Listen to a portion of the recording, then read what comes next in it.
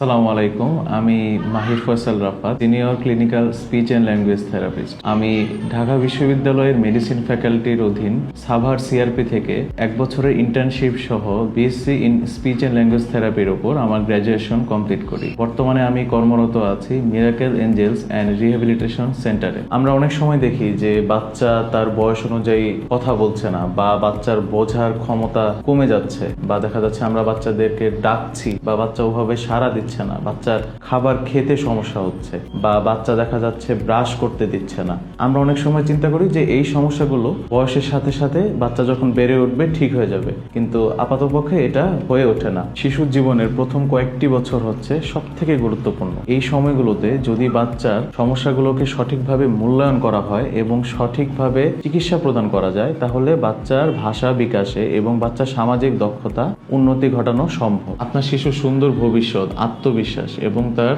যোগাযোগের দক্ষতা বৃদ্ধির জন্য আজই যোগাযোগ করুন আমাদের সাথে। Miracle Angels Rehabilitation Centre, Navana টাওয়ারের অপোজিটে, Mirpur 11, block C, avenue 5, house number 7, lift 2।